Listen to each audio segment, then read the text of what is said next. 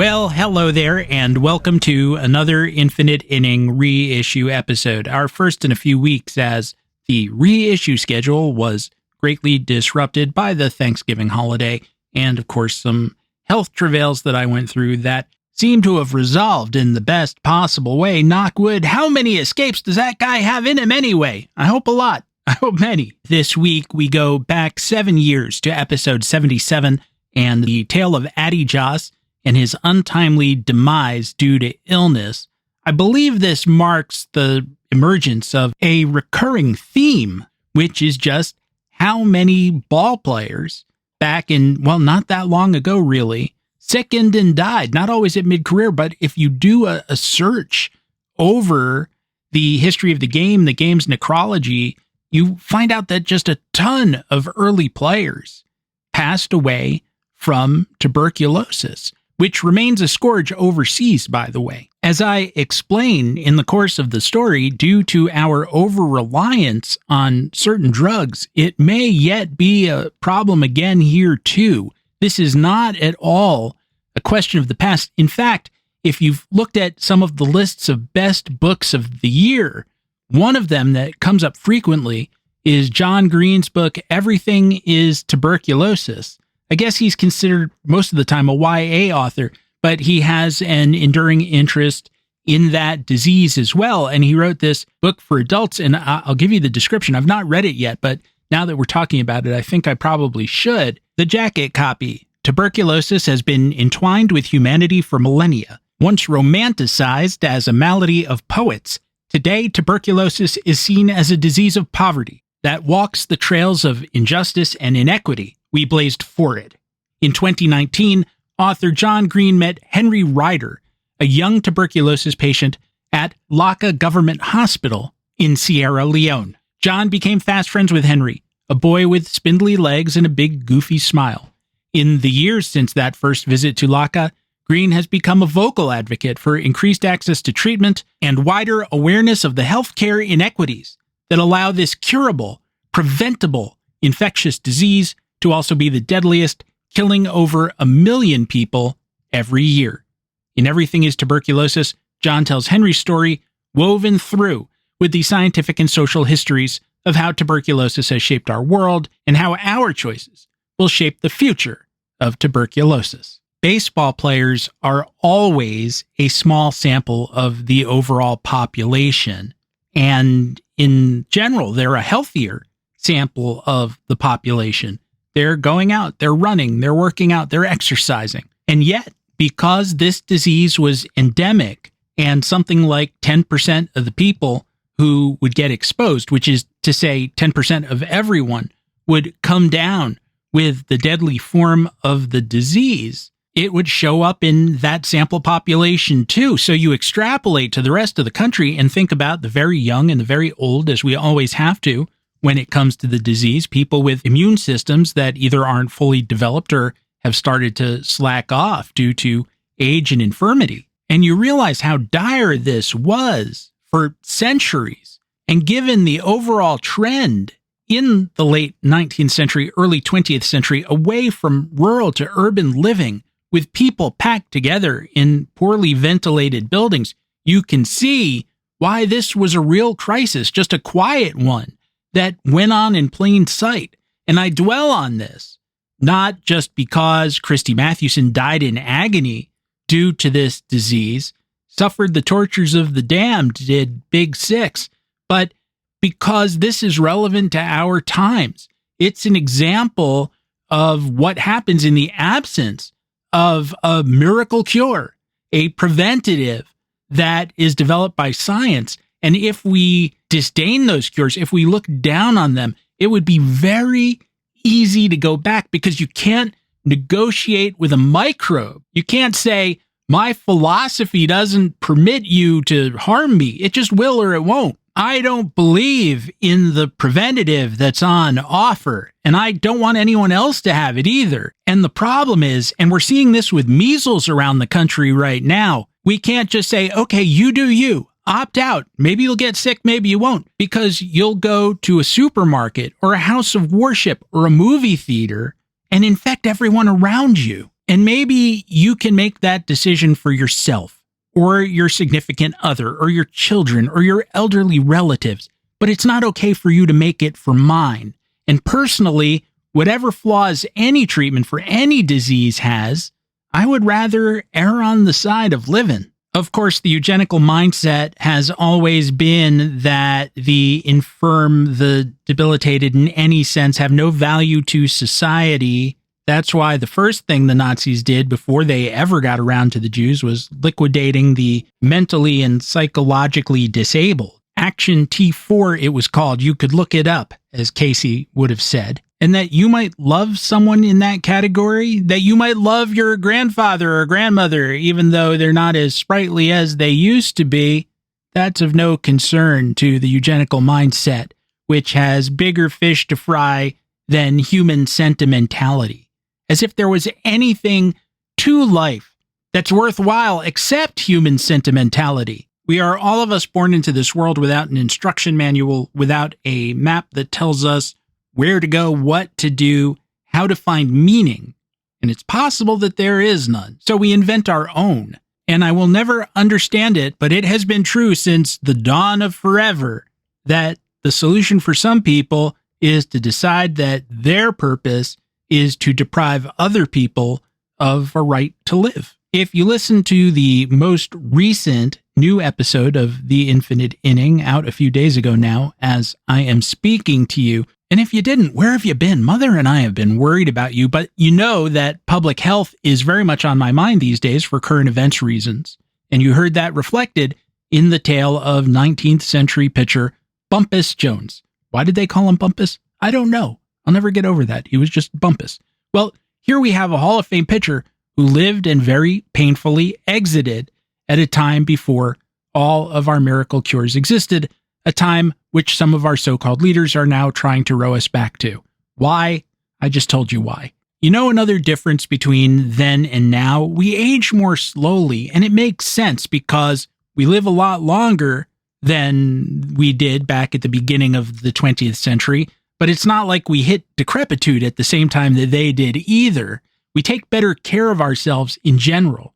Joss died 2 days after his 31st birthday. But look at his headshot on Baseball Reference. By our standards, he looks like he's 45.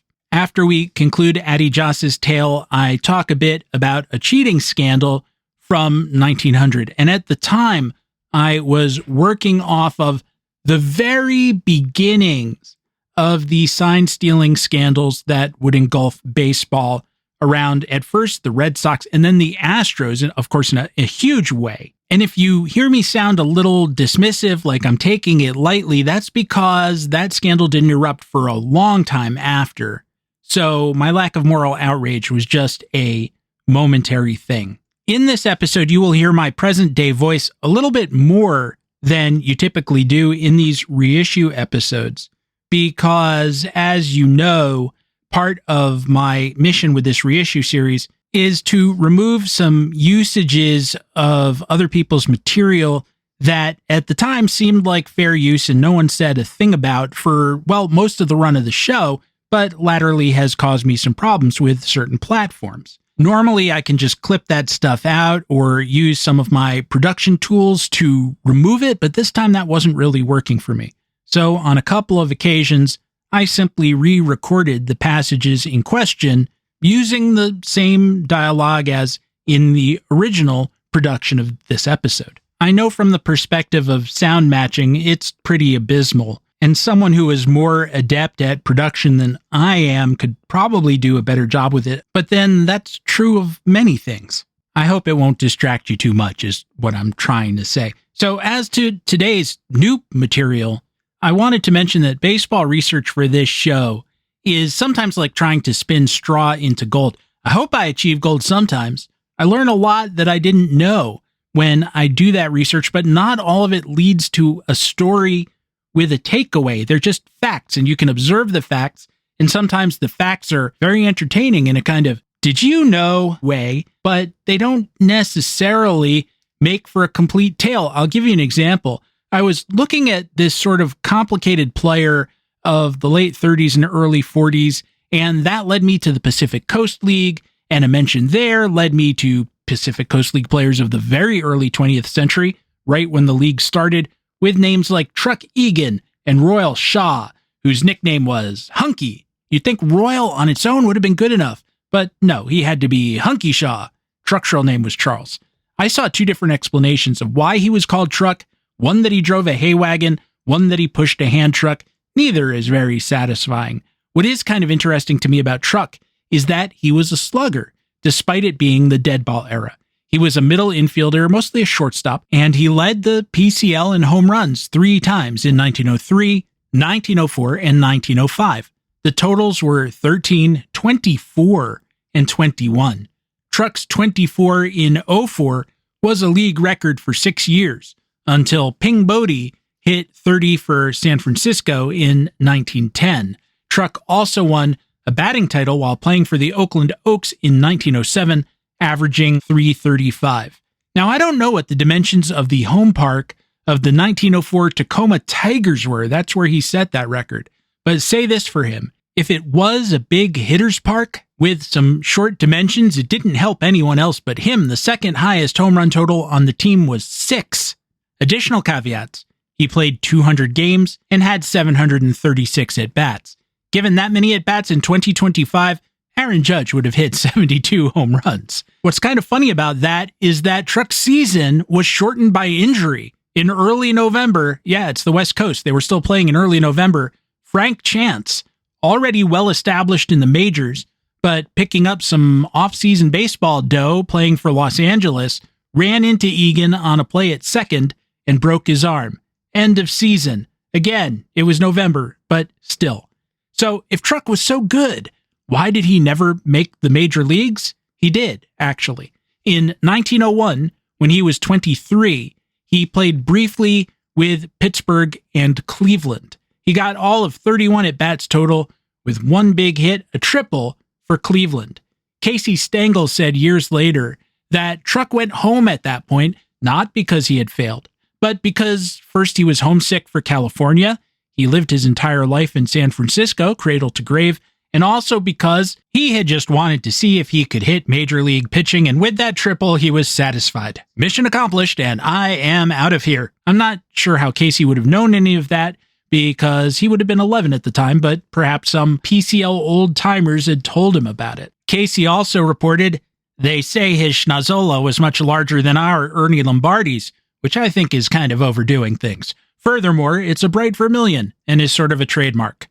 According to the papers at the time, Pittsburgh manager Fred Clark released Egan because, I quote, "he showed some ability, but does not know the National League game and could not help the team. Clark believes that a season or two in a minor league would do the young man much good." If you look at the stats and the game stories trying to figure out what it was that Clark didn't like about the way Egan played, you might think at first that it was that he made 9 errors in 3 starts at short, but Egan was kind of doomed in Pittsburgh either way, it seems to me, because the club began the 1901 season with the 38-year-old very late-hitting Fred Bones Eli at short and the 27-year-old god Hans Wagner. I made him sound like the composer. Hans Wagner, in right field. Egan was just one of the players that Clark tried at short that year, but in late July, he finally figured out that Wagner was his best bet, and the rest, as they say, is chicken in a white wine sauce or something like that. Wagner's fielding percentage was actually a little lower than Egan's, and it was just a time when players made a lot of errors, so maybe that wasn't the only issue. It might also have been that he went 1 for 12 with 5 strikeouts, which was a high rate at the time, and he showed a propensity for chasing high pitches. Again, it was the dead ball era, and if you think of a player with a power-hitting style seeming to be miscast to a manager of the day who is looking for the bunt and the hit and run and the Texas Leaguer and the Baltimore chop, you can maybe get a sense of what Fred Clark was going on about. Truck retired after the 1911 season and went to work for the Union Iron Works in, I would guess, San Francisco. A little later, he was employed as a groundskeeper, I think for the Seals. He was elected to the Pacific Coast League Hall of Fame in 2003. And as I said, there's no huge takeaway here, Except, as always, the thing that George Harrison sang about in the Beatles song, It's All Too Much, the more I learn, the less I know, and that is suggested to me by my lack of Truck and Hunky knowledge prior to today. I didn't mention this earlier because it kind of bothers me, but Casey also talked about how Truck once hit a ball so far that it inflicted fatal damage on a performing seal who had been set up well back of any reasonable home run distance. Now, I hate cruelty to animals, even 120 years ago, so I'll leave it at that. But I was greatly amused that Casey said he didn't have anything against the performing seal for being out there. He said, "This is no reflection on trained seals. They have to live too." More than performing seals, though, there is something to be said about Fred Clark's judgment in sending Truck down. Now, maybe Casey's story was right and it was Egan's choice. He just wanted to go back to California and stay there. But I wonder, when you look back at your life, you're not supposed to think about why good things happen to someone else but not to you. Casey said that you shouldn't complain about bad luck, that some people have bad luck all their lives, and he meant that you make your own luck. And I think that's largely true. Simultaneously, there are gatekeepers in our world, and sometimes they switch off your opportunity, whatever it might have been, and it's very hard to get another one. Maybe you do something else positive with your life, maybe many positive things, but you can't do that thing. You don't get a second major league audition. Can I be self-indulgent and give you two examples from my own life? Both of them a while ago now, but they happened around the same time. In one, someone hired me to write something that wasn't going to be very significant or lucrative in the grand scheme of things, but would have checked off a bucket list item for me. And indeed, I did write it. He rejected it, I am certain, without reading the whole thing. He came up with a complaint about page 1, paragraph 1, never said a word about the rest, and instead of working with me to repair that, which would have been the work literally of highlighting and deleting a sentence, which of course I offered to do, he said, "Do nothing until you hear from me." And then he ghosted, and that was the end of the assignment. And I haven't been able to get back to that story, not yet, and I probably never will. I also used to work for the Yes Network. I wrote for them for years, a feature called The Pinstripe Bible, but they also started using me on television. And periodically, I would schlep up to Stamford, Connecticut, which is a haul from where I live, and spend all day there doing spots on some of their shows.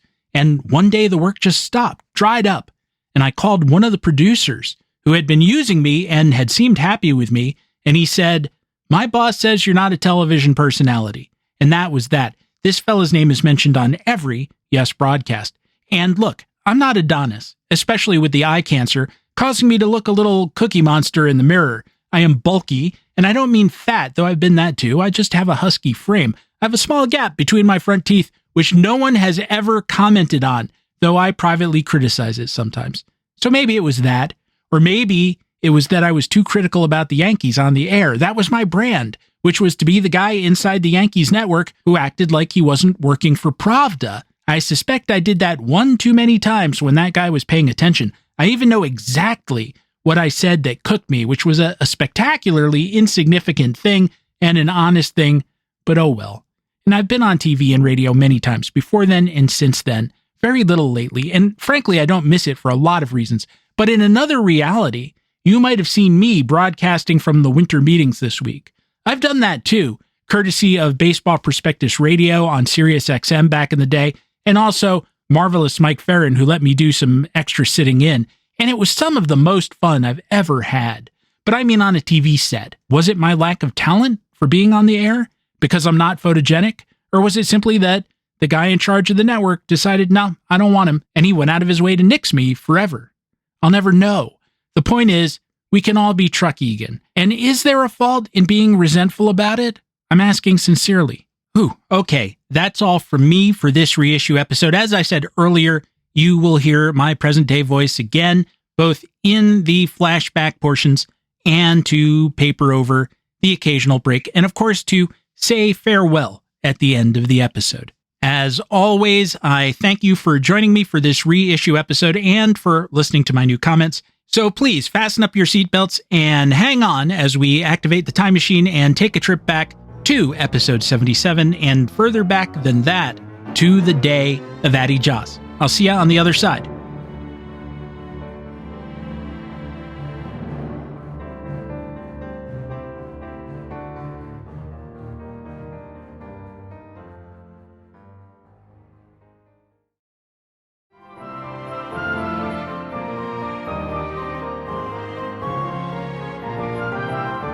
Many of us at one time or another have enjoyed relaxing back into the fantasy that we'd be happier living in a different time, somewhere in the past when life was slower, the air was less polluted, and just perhaps people were nicer. Rod Serling wrote more than one Twilight Zone episode about this urge. One of the best was a first season episode called A Stop at Willoughby, about a truly harassed and depressed advertising executive named Gart Williams, who discovers his commuter train home from work makes a stop in 1888 in the town of Willoughby. Here's the closing narration. Willoughby? Maybe it's wishful thinking nestled in a hidden part of a man's mind. Or maybe it's the last stop in the vast design of things. Or perhaps, for a man like Mr. Gart Williams, who climbed on a world that went by too fast, it's a place around the bend where he could jump off. Willoughby, whatever it is, it comes with sunlight and serenity and is a part of the Twilight Zone. Sunlight and serenity, it's what we all crave, and yet they didn't have it back then either. The 1880s are almost on the cusp of modernity, but you don't have to go too far back from that for two very scary words to surface: pre-anesthetic dentistry, and just restricting ourselves to medicine. You still had yellow fever and malaria and an endless number of problems that we cope with rather easily today, or at least we can attempt to cope with them, whereas today they'd just be planning your funeral right off the bat. Take Hall of Fame pitcher Adrian C. Joss, Addie Joss, born 1880, and one of the best pitchers in baseball, top 5, right after the turn of the century. He was 6'3", tall for the day, lanky, with long arms, and although he threw hard, one secret to his success was that those arms allowed him to create a deceptive delivery. On his pivot, he would turn away from the plate. His back was almost to the hitter, and he would tuck his hands behind his legs. So the ball would disappear for a bit, and then he would whip that arm around, and the batter would have very little time to guess at the trajectory. He also had exemplary command. Despite his unorthodox delivery, he never walked anyone, led the league in walks per 9 innings twice, one year with .8. He also was very hard to hit for power, and I realize it was the dead ball era, but he twice went full seasons without allowing any home runs whatsoever. In terms of wins above replacement for the years of his career, Baseball Reference said he was the 5th best pitcher. You had Christy Mathewson, Cy Young, Gettysburg Eddie Plank, Rube Waddell, and then Joss and Mordecai Three Finger Brown are about tied for number 5. In terms of park and league adjusted ERA, he was 4th, although after Three Finger Brown, who was number 1, there are 6 pitchers in a bunch: Ed Walsh, Mathewson, then Joss, Noodles Hahn, who we don't remember quite as well, and Ed Rollbach. And then there's Walter Johnson. Johnson was only just getting started, and his best years were actually ahead of him. So this is not meant to say that Joss was as or more effective than the big train, just that the big train was a little bit younger and hadn't gotten there yet. It's very difficult to make direct comparisons between players from over 100 years ago and now. The game is so different, but broadly speaking, I think that Joss was kind of a Greg Maddux type. He had exemplary control. He threw ground balls. He was reputed to be intelligent. He worked as a columnist for one of the Toledo papers in the off-season, and those columns were said to be pretty good, too. But we have to guess a lot when talking about what kind of player he was, and this isn't just because of the long distance from our time to his, but because even though Joss is a Hall of Famer and was the subject of a long Hall of Fame campaign before he got there, and he wasn't inducted until 1978, there hasn't been a whole lot written about him. That's because he didn't live long enough to write his memoirs or be interviewed countless times about my greatest day in baseball. We know that he was born in Wisconsin. We know his dad was a Swiss immigrant who came to Wisconsin to become a cheese maker. And this is one of the wonderful things about America and about baseball, that within one generation, your family can go from yodeling and cheddar curds to dominating the major leagues. His dad drank a lot and died when Addie was young, and his mom had enough children to care for that she kind of farmed him out to one of his relatives. That's the way it was in those days. If you had a lot of them, you wouldn't miss one. That's entirely glib, actually. It's that there was no social safety net whatsoever. So if you were a widow with multiple children at a time when women weren't expected to work or couldn't get the good jobs anyway, you'd better have the opportunity to farm out some kids or you were going to starve. Joss was a highly sought-after prospect. The Brooklyn Dodgers pressed really hard to get him to come to town, but ultimately he wanted to stay more local than that, and he spent his entire career with the Cleveland team in the American League, which was known not as the Indians in those days, but as the Naps for most of his career, after second baseman Nap Lajoie. Even though he did have a 9-year career in which he won 2 ERA titles, led the league in wins one season with 27, and pitched to a career ERA of 1.89, which is ridiculous even for the dead ball era, his career is remembered almost for one game. On October 2nd, 1908, there was about a week left in the American League schedule. The Detroit Tigers led the second-place Naps by half a game and the third-place White Sox by a game and a half. On that day, the Naps and the White Sox played, and Joss tangled with another future Hall of Fame pitcher, Big Ed Walsh. There was no bullpenning in 1908, and Walsh would pitch 464 innings and complete 42 games. He won 40 of them. He went 40-15 with a 1.42 ERA, and he struck out 269. Well, in this game, he was tremendous, striking out 15 and allowing but one run on a passed ball. Joss was better than that. He only struck out 3, but he threw a perfect game. And think about how hard it must have been. Just what the odds against throwing a perfect game were. In 1908, when fielders are still wearing tiny little gloves and making 40 errors a season, he walked no one. He allowed only 4 balls out of the infield. And the Naps won the game. But that was one game and one day, and the universe keeps making its plans and grinding on, regardless of the glory of that one day. One of the best poems I ever read was by E. E. Cummings, and it's called Buffalo Bills. It's very brief. He wrote, "Buffalo Bills defunct, who used to ride a water-smooth silver stallion and break 1, 2, 3, 4, 5 pigeons just like that. Jesus, he was a handsome man. And what I want to know is, how do you like your blue-eyed boy, Mr. Death?"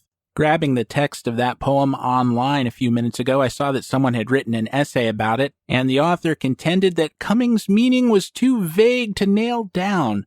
That's not true. Cummings was working the same territory that Percy Bysshe Shelley hit with Ozymandias. Look on my works, ye mighty, and despair. Nothing beside remains. Round the decay of that colossal wreck, boundless and bare, the lone and level sands stretch far away.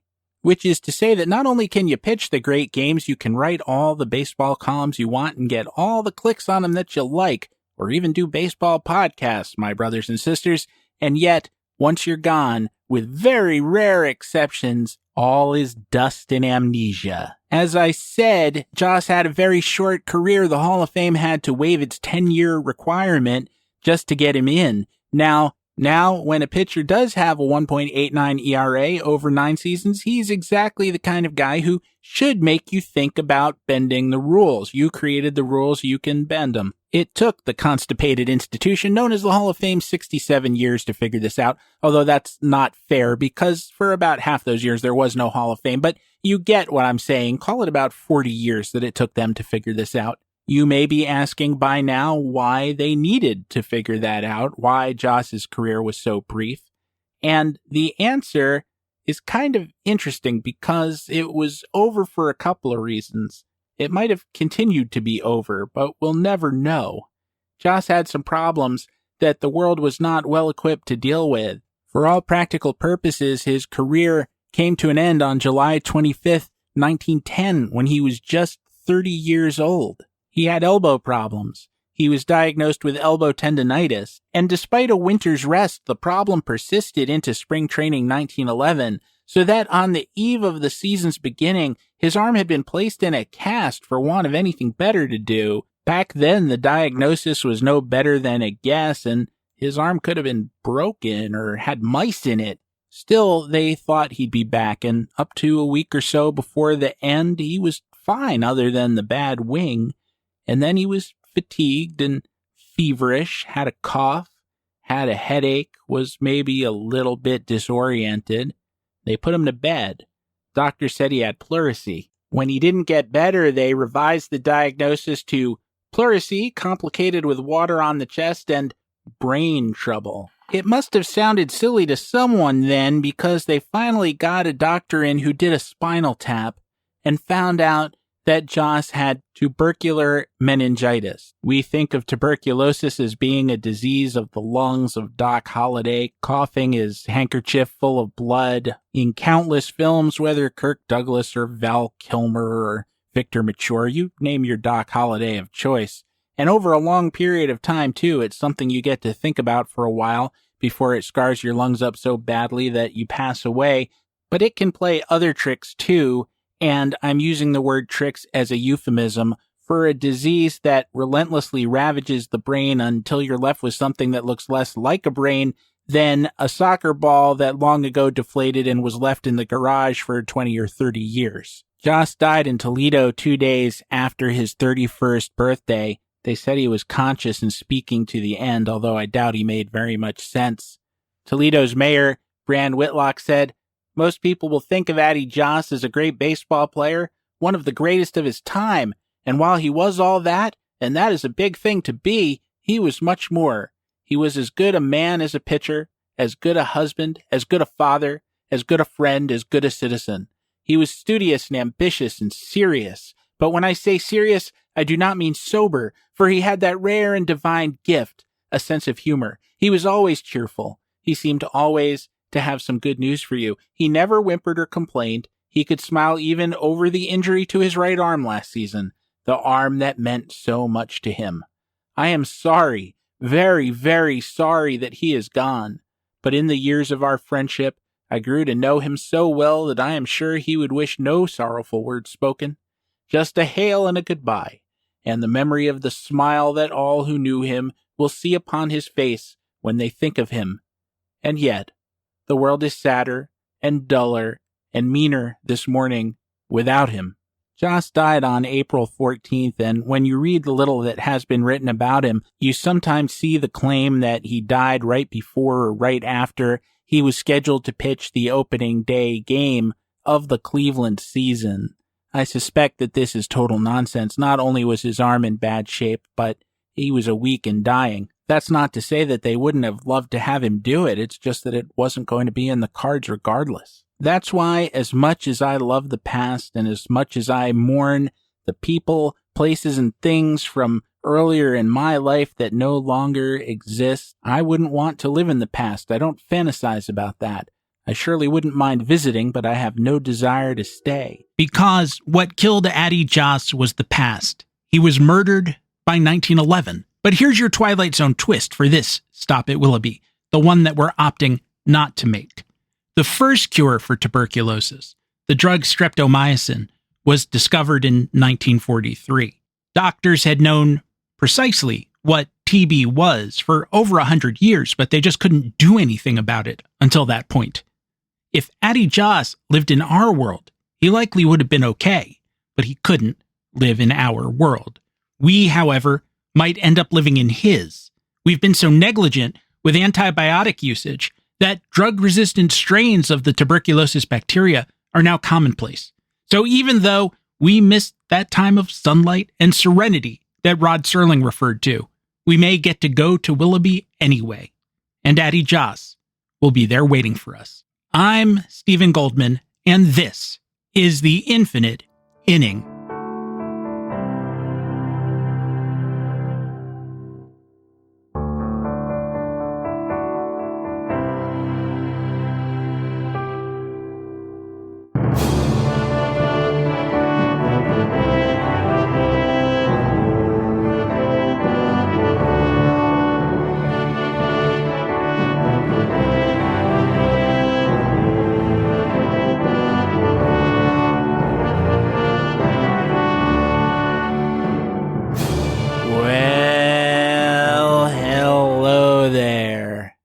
Gene Autry, having passed away years ago, complete singing Rudolph the Red-Nosed Reindeer to God for the 769th billion time. The Almighty never gets tired of Rudolph the Red-Nosed Reindeer. Somebody kill me, moans Autry, setting his guitar down on a cloud. You're already dead, whispers Elvis, as he starts to sing Long Black Limousine again, turning up his amp to drown out Autry's screams. The true Phantom Empire is time, Branch Rickey, who sits at his right hand, says, lighting up another healthful cigar. The smoke smells like freshly picked strawberries. Time and patience. And one more secret, Mr. Free Agent. On the 20 to 80 scouting scale, the sweet spot is number 77. 2025 Steve here, interrupting myself most rudely. The timing is a bit awkward, but that's what makes these reissue episodes so difficult for me to edit. Hang with me through one last break, and then we'll all get a hotel room and cheat in Philadelphia. Metaphorically!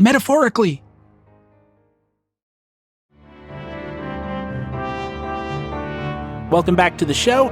One additional detail I left out of our opening. On the same day that Addie Joss passed away, the Giants' home stadium, the Polo Grounds, were destroyed by fire. I assume this was just a coincidence and not some gesture of mourning on the part of Joss by baseball's weeping gods or something like that. But let no one say that 1911 was not without its trials and exciting events, because there were plenty of them. I have one more thing to talk about with you. In a way, it's a continuation of last week's discussion of the defunct, there's that word again, Baker Bowl in Philadelphia. I didn't tell it when I talked extensively about the old bowl last week because it wasn't really relevant to that story, and I didn't really plan on telling it this week. And then the Astros and their binoculars intern guy were caught scoping out the Boston Red Sox, and it turned out to be much ado about nothing, or baseball swept it under the table, depending on your point of view. I kind of suspect the latter. It would have detracted quite a bit from the playoffs if we had a deflate gate right now. The Astros supposedly had that fellow out there, making sure that no one else was cheating. You know how in the Vietnam War there was this soldier who said this terrible thing, in order to save the village, we had to destroy it? Well, this is a much less consequential thing, but in order to stop cheating, the Astros had to start cheating. There's a tagline for a movie you don't want to see. In order to become the best, he had to become the worst. This fall, Chuck Norris enrolls in a private school for assassins. This story I want to tell you is one of the more famous examples of cheating in baseball history, though it was a very long time ago. And in the end, what amused me the most about it was I had a very hard time figuring out when it was, because all the books agreed that it was in one place, but in reality, it was at another time. I think I understand why it was misplaced, and it was the fault of the people who were there, or the people who reported what they said, and they got it garbled up in such a way that people forever after researching it would get the dates wrong. But I'm not sure. So here's the deal, and let me say ahead of time that the accepted date for this incident was 1898. You can look this up 22 different ways. You will find 1898 as the date. Alternatively, you will also have it told to you without the date, as in, one time, Ty Cobb said, I can't tell you, as someone who cares about baseball history and wants to give you the context for things, how much I hate once upon a time stories. Tell me when Cinderella was. Tell me where she was. That way I can understand the socioeconomic pressures on Cinderella, okay? So, once upon a time, the Cincinnati Reds go to play the Phillies at the Baker Bowl. The Reds shortstop is a pretty good player named Tommy Corcoran, a veteran. He spent his career with the Dodgers, the Reds, and the Giants, even though those teams weren't always called those things. Those were the teams he was with. He was a good field, no-hit player. His career OPS is 75, but he got into 2,205 games, and I don't think it was just because they liked his company. I think his glove was good enough that he was able to get by all that time. He even set a defensive record, and I don't really know what this means, or if it suggests that he was a great defensive shortstop, or it just happened that all the balls happened to go towards him that day. It could be one or the other or both. But on August 7th, 1903, he set a single-game record that I believe still stands, with 14 assists in 9 innings. One of the neat things about that is that he wasn't even told about the record until 1954. Tommy Corcoran lived into his 90s, and so even though it was long after his career that anybody cared about some of these records, baseball was just very, very disposable in his time, and in a lot of ways it still is. But they would look back and say, oh, hey, the guy who set the record for assists in a game is still around. We had to give him a call. So they would. And he would say, wait, I did what? Because he didn't know. No one had said anything. They just moved on to the next game. On this particular day, September 17th, 1900, not 1898, but remember, we have to pretend it was 1898, the Reds were playing a doubleheader at Philadelphia, and Corcoran was playing shortstop and coaching third. He was standing around the third base bag when his spike caught on something. He thought maybe it was a tree root. It wasn't unheard of in those days. Professionalism in terms of parks and groundskeeping hadn't really set in yet, and really, when we're talking about baseball stadia at that time, we're talking about sandlots with some wooden bleachers around them. It's not much more developed than that. So he starts kind of kicking at the dirt with his shoe, kind of digging around at this tree root, and it comes loose a little bit, except it's not a tree root. It's a wire. Corcoran gave it a tug, and more wire came out of the ground, stretching out down the third base foul line. He starts following it, pulling it as he goes. Fans are booing, telling the umpire, Tim Hurst, that he should throw Corcoran out of the game. Some threatened to beat me up, Corcoran said, but Hurst, a really great umpire, took over and the game continued without any trouble. Now, what he meant by game is his pursuit of the wire. So he's tracking this thing down across the outfield. Both teams and the umpire are around him now, following the wire too. And Batman is, and Sherlock Holmes, and the kids from Scooby-Doo. They are all, step by step, pulling up this wire and relentlessly moving closer and closer to where the Phillies clubhouse rests in center field. To cut to the end of this mystery, which did not require Hercule Poirot to call all the suspects into the drawing room and interrogate them one by one before revealing he knew who the murderer was all along, sitting in the clubhouse, I imagine with a beer and maybe a bagel, was a reserve catcher, a deep reserve catcher named Morgan Murphy. Morgan was in his 30s. He almost never played. He was the third catcher on the roster, and he didn't keep himself in shape necessarily either. Here's a description of Murphy as he arrived at spring training in 1898. Morgan is evidence that there has been no scarcity in the food supply in Little Rhodey's capital. Murphy was from Providence, Rhode Island. He is pig fat, had to put a V in his vest, and has had trouble in tying his shoes. Do you think a player meeting that description would have more or fewer pass balls than Gary Sanchez has in the last year or so? Anyway, Murphy was sitting there with his beer, his bagel, his binoculars, and a telegraph. And no, he was not moonlighting for Western Union. What he was doing was using the binoculars to steal signs and then relay the upcoming pitch to the third base coach for the Phillies. It was sort of the Paul Revere system. It's not that they were deciphering Morse code on each end. It was simply that the wire went to a plate under the third base coach's shoe, and he would feel a buzz, and he'd get, say, 1 buzz for a fastball and 2 buzzes for a strike, and then he'd flash some kind of hand signal at the batter who now knew what was coming. And you'd think that maybe this would be kind of small beer, but consider this.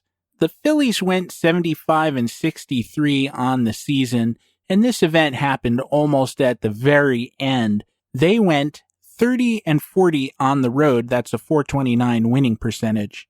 At home, they went 45-23, which is .662. That is just 1 game off the current Boston Red Sox pace during the regular season. So that is a huge, huge dichotomy, and you'd have to think that this little system had something to do with it. Now, I don't think anything big came out of this. There was no lifetime ban for Murphy, who was just about done anyway, or for anyone else associated with it.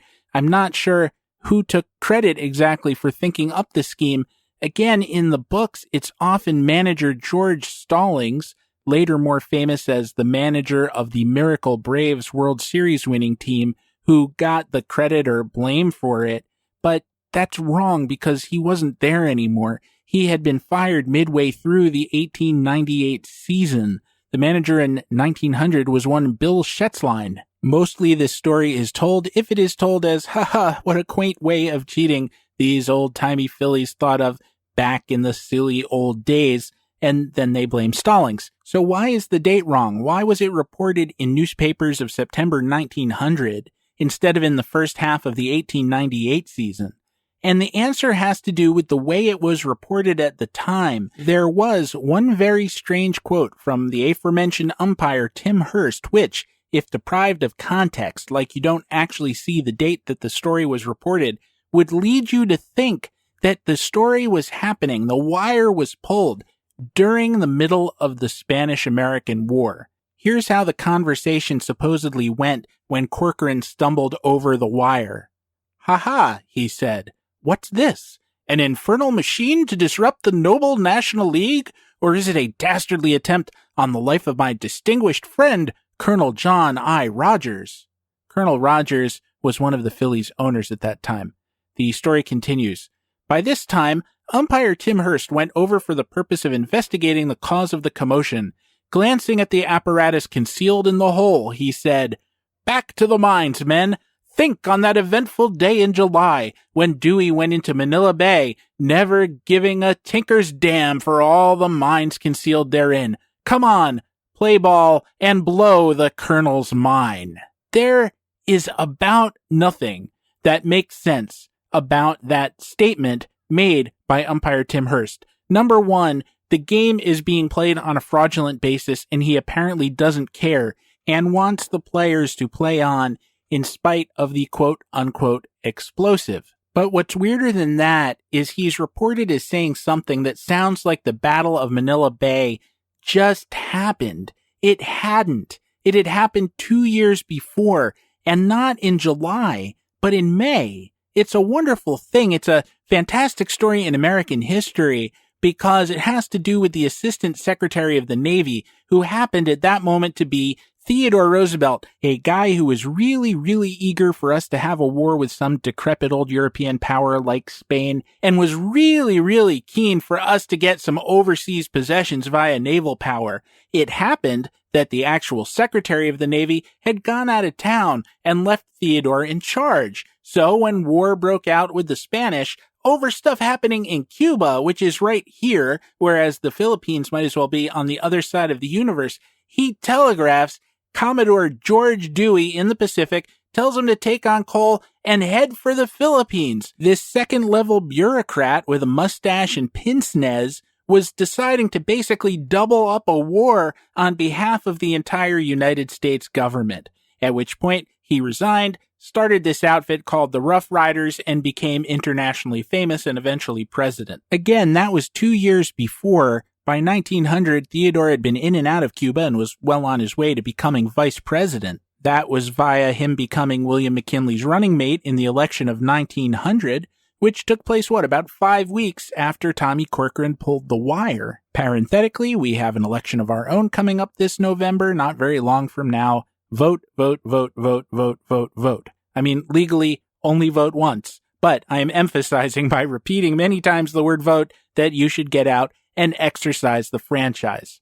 I don't know who Commodore Dewey voted for in the election of 1900. It might well have been against McKinley's opponent and Theodore's opponent, because he himself had kicked around running on the Democratic ticket against McKinley. So I do have a strong sense that whatever he was doing as of July 1900, it had more to do with presidential politics and not a whole lot to do with damming the torpedoes or the mines or whatever in Manila Bay. Even if Tim Hurst was referring to some Dewey action that had taken place after the Battle of Manila Bay, it still wouldn't have been in July of 1900. That's because the Spanish-American War began in April 1898, and armistice was declared in August 1898, and the whole thing was wrapped up via treaty in December 1898. Now, there was still fighting going on in the Philippines, but on land, because great guys that we are, we had promised the Filipinos their freedom, then decided to stay and Christianized them, and when it was pointed out to William McKinley that the Filipinos were already members of the Catholic Church, he said, "Exactly." In any case, if there were mines in Manila Bay in 1900, they were most likely our mines. It was a brutal, terrible, dispiriting war, much like the Vietnam War later, although on a smaller scale. It tore the American populace apart in terms of being for or against it. Mark Twain wrote that the Stars and Stripes should be replaced with the Skull and Crossbones. It was one of the many moments in American history where we failed to live up to our own standards. And suffice it to say that if someday the United States is inducted into the Hall of Fame of Nations, this will not be a moment that will go on our plaque. So, in summary, the Phillies cheated, umpire Tim Hurst didn't know what year it was, said something that was a complete anachronism, and researchers ever since, in writing about the Phillies wire, have placed it in the wrong time as a result of what he said. And I have to express my gratitude to the Astros binoculars guy for not saying when he was caught, "Come now, I was merely espying what the Red Sox were up to," just as in June, General Eisenhower gazed through his own looking glass and watched the German preparations on Normandy Beach. Had he said that, 5 years from now, we'd all be reading books that said that the Houston Astros were caught spying on the Boston Red Sox in 1944, 18 years before they even came into existence.